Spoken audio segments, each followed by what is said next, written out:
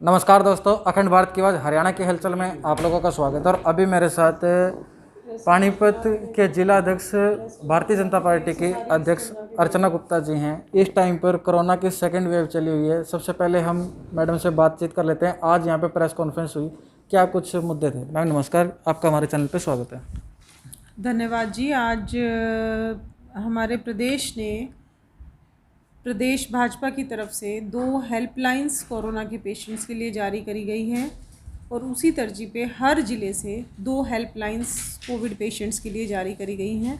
तो पानीपत में भी हमने 2 हेल्पलाइंस जारी करी है। जैसे अगर किसी पेशेंट को बेड की ज़रूरत है, वेंटिलेटर की ज़रूरत है, ऑक्सीजन की ज़रूरत है, दवाइयों की ज़रूरत है, तो वो उन नंबर्स पर फ़ोन कर सकता है और हम उनको जिस चीज़ की भी ज़रूरत है वो पूरी करेंगे। साथ ही साथ हमने करीब 50 वॉलंटियर्स की भी ड्यूटी लगाई है हर एक फील्ड में और हर विधानसभा से। तो जहाँ पर जिस तरीके की जैसी आवश्यकता होगी वो हम उनकी पूरी करेंगे।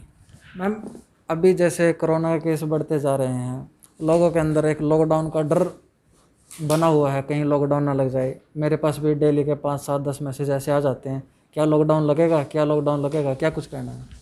देखिए, आप कल अगर आपने प्रधानमंत्री जी का संदेश सुना है तो प्रधानमंत्री जी ने पूरे के पूरे देश को एक नई ऊर्जा से भरने की कोशिश करी, एक बहुत सकारात्मक संदेश दिया।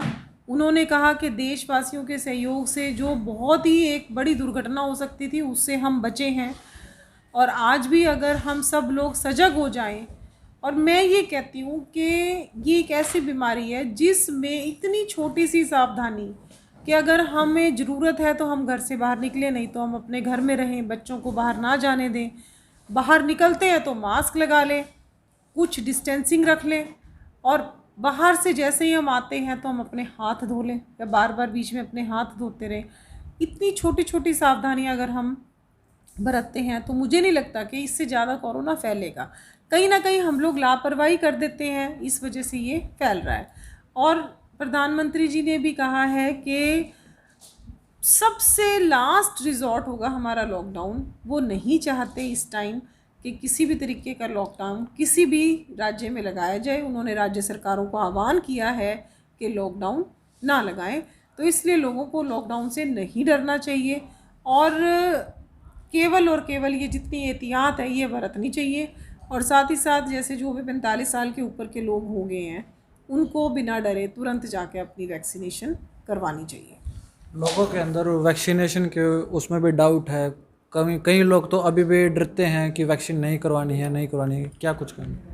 देखिए, अभी तक इतने अच्छे रिजल्ट्स आ रहे हैं वैक्सीनेशन के, कहीं पर किसी तरीके की पूरे भारत में अब तक तो 12-13 करोड़ जो है लोगों को वैक्सीन लग चुकी हैं। तो फिर भी जो लोग डर रहे हैं वो कहीं ना कहीं जो हमारे विपक्षियों ने भ्रांतियां फैलाई उसकी वजह से कहीं ना कहीं जो है लोग जो है वो डर गए।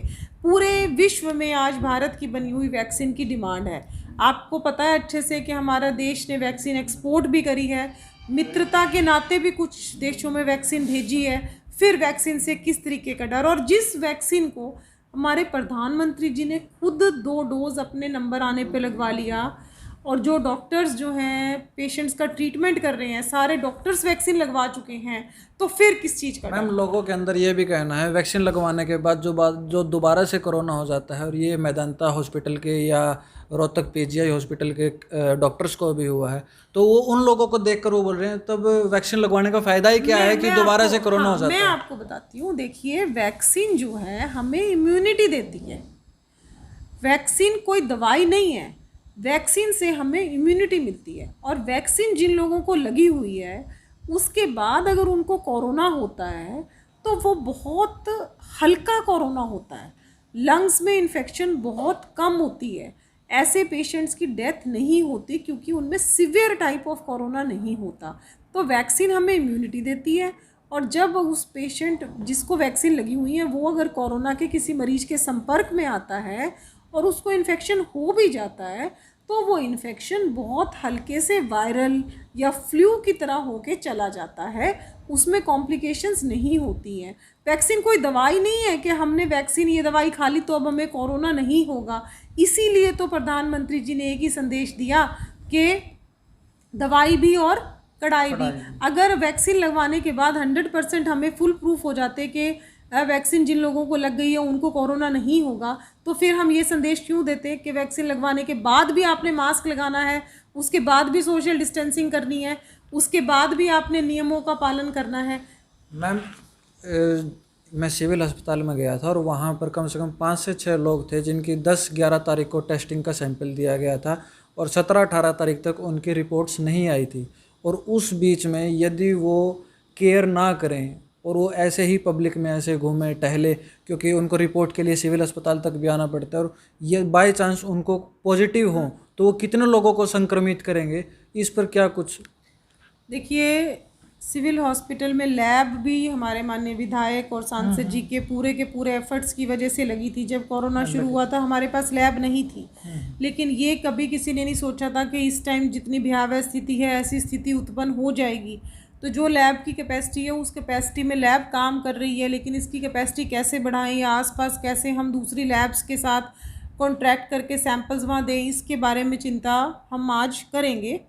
और दूसरी बात, जब कोई व्यक्ति को शक होता है अपने ऊपर कि मुझे कोरोना है और वो अगर सिविल हॉस्पिटल में सैंपल दे के आया है, तो ये उस व्यक्ति की नैतिक जिम्मेवारी बनती है कि उसके बाद वो इधर उधर ना घूमे, वो कम से कम अपने घर में तो आइसोलेट हो सकता है।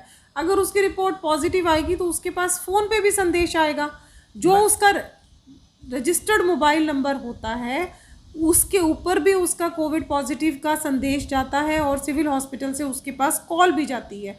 उसको बार बार रिपोर्ट लेने जाने की कोई आवश्यकता नहीं होती है। और दूसरी बात कि हम हर व्यक्ति को आज एक जिम्मेवार भारतीय होने की जिम्मेवारी निभानी पड़ेगी, तभी हम इस जंग से जीत पाएंगे। मैम मेरे कांटेक्ट में 1-2 पर्सन ऐसे हैं जो कोरोना का सैंपल दिया था और उनकी लेट रिपोर्ट आई और उन्होंने बाहर से अपना इलाज करवाया, शक के अकॉर्डिंग ही उन्होंने इलाज करवाया। ना ही उनके पास कोई पॉजिटिव थे वो, ना ही उनके पास कोई मैसेज आया, ना ही उनके पास कोई स्वास्थ्य विभाग से टीम गई घर पे या उनको फ़ोन करके उनको बताया कि आप पॉजिटिव हो, आपके ये इंस्ट्रक्शंस हैं, ये आपकी मेडिसिन है। ऐसा कुछ भी नहीं हुआ। वो नेक्स्ट टाइम अपना प्राइवेट लैब में जाके उन्होंने टेस्ट कराया और वो नेगेटिव पाए और वो नॉर्मल अपनी लाइफ जी रहे हैं। तो आपने तो भी बोला ना ही वो पॉजिटिव थे। मैम वो पॉजिटिव नहीं थे तो मैम पॉजिटिव थे। नेक्स्ट रिपोर्ट जो आई वो नेगेटिव आई, फर्स्ट रिपोर्ट पॉजिटिव थी। मैं आपको एक रीजन बता देती मतलब हूँ। स्वास्थ्य विभाग की तरफ से उन जो पेशेंट है उसके पास ना ही फोन ना ही मैसेज, कुछ भी नहीं गया। आपने बोला कि पहले पॉजिटिव आई बाद में नेगेटिव उसने प्राइवेट लैब से करवा ली। मैं बता देती हूँ। कई बार क्या होता है, हम जैसे 6 या 7वें दिन अपना टेस्ट बाई चांस दे रहे हैं, पहले बहुत हल्के सिम्टम्स हैं, हमने आज मालूम मेरे को कोरोना का इन्फेक्शन, वो साइंटिफिक रीज़न मैं आपको बता रही हूँ। सिविल हॉस्पिटल की तरफ से मैं कोई सफाई नहीं पेश कर रही, मैं एक डॉक्टर होने के नाते एक बात बता रही हूँ। मान लीजिए आज मेरे को कोविड के किसी पेशेंट से कॉन्टैक्ट हुआ है, लेकिन मेरी इम्यूनिटी अच्छी है, मेरे को 3-4 दिन तो मेरे ऐसे निकल गए, हल्की फुल्की हरारत में निकल गए। 5वें दिन मान लो मुझे बुखार आता है और मैं 5वें दिन सैंपल अपना टेस्ट कराने जाती हूँ, 5वें दिन पॉजिटिव आ जाता है। काफ़ी बार 8वें-9वें दिन पेशेंट का सैंपल नेगेटिव आ ही जाता है और उसके 3 दिन के बाद 4 दिन के बाद मेरे को कोरोना हुए तो हो चुके थे 5वें दिन, सैंपल ही मैंने 5वें दिन दिया, 3-4 दिन हम टेस्ट कराते हैं। तो ये बड़ी सारी ऐसी चीज़ें हैं जो नॉन मेडिकल लोगों को उस चीज़ को समझ नहीं पाते हैं।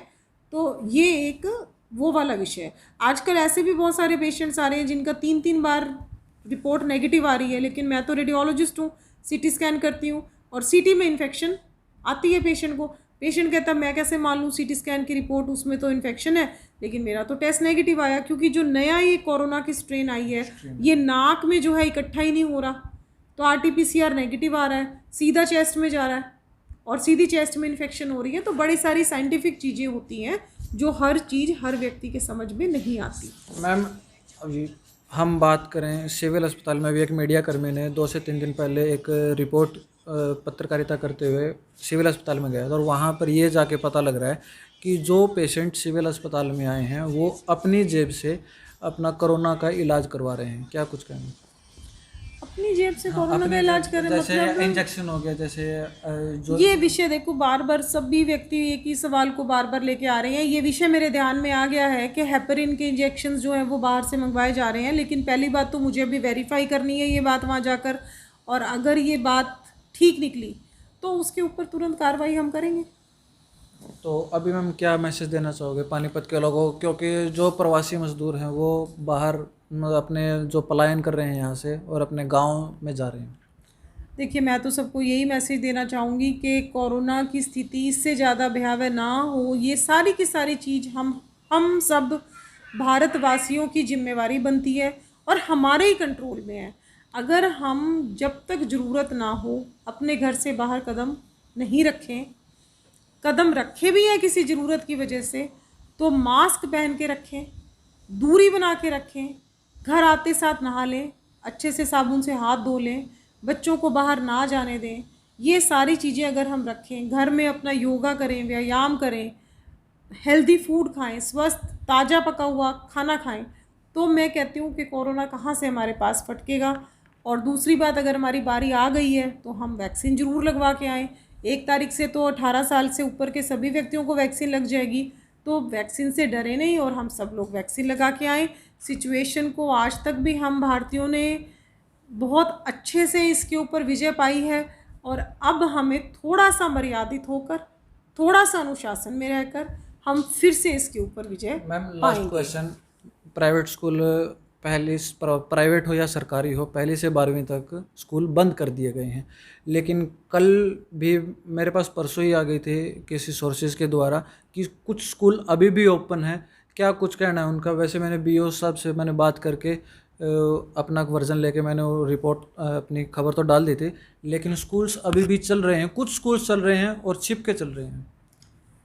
देखिए, स्कूल्स मेरे तो खैर ऐसा विषय ध्यान में नहीं है, लेकिन अगर चल रहे हैं तो मैं तो उन स्कूल मालिकों से यही प्रार्थना करूंगी आपके चैनल के माध्यम से कि भाई हमें बच्चों के साथ अगर जैसा सरकारी निर्देश आते हैं उन निर्देशों की पालना करनी चाहिए।